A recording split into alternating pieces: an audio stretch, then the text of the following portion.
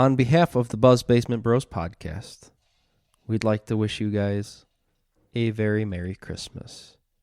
And now, a reading, "Twas the Night Before Christmas" by Clement Clark Moore.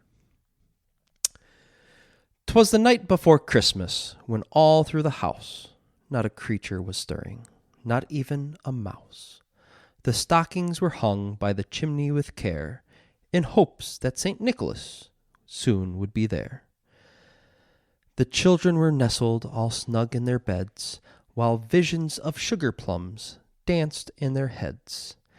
And Mamma in her kerchief, and I in my cap, had just settled down for a long winter's nap. When out on the lawn there arose such a clatter, I sprang from the bed to see what was the matter.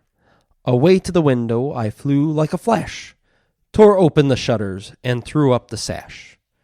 The moon on the breast of the new fallen snow gave the luster of midday to objects below, when what to my wandering eyes should appear but a miniature sleigh and 8 tiny reindeer.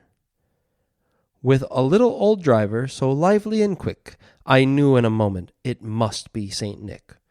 More rapid than eagles his coursers they came, and he whistled and he shouted and called them by name. "Now Dasher, now Dancer, now Prancer and Vixen, on Comet, on Cupid, on Donner and Blitzen, to the top of the porch, to the top of the wall, now dash away, dash away, dash away all!" As dry leaves that before the wild hurricane fly, when they meet with an obstacle, mount to the sky, so up to the housetop the coursers they flew, with the sleigh full of toys, and St. Nicholas too. And then, in a twinkling, I heard on the roof the prancing and pawing of each little hoof. As I drew in my head and was turning around, down the chimney St. Nicholas came with a bound. He was dressed all in fur from his head to his foot, and his clothes were all tarnished with ashes and soot. And a bundle of toys he had flung on his back, and he looked like a peddler just opening his pack. His eyes, how they twinkled, his dimples, how merry!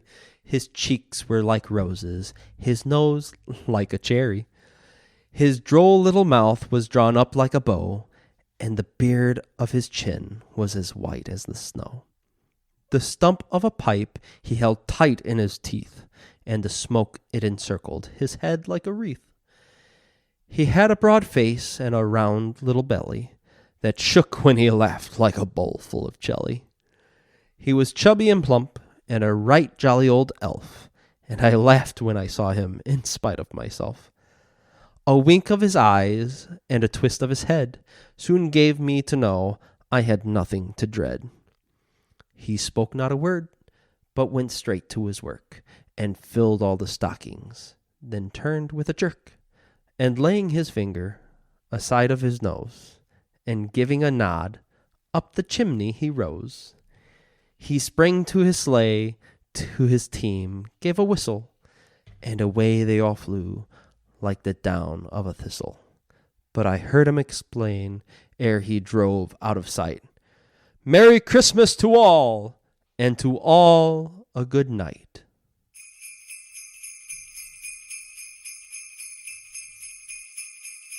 Merry Christmas. Ho, ho,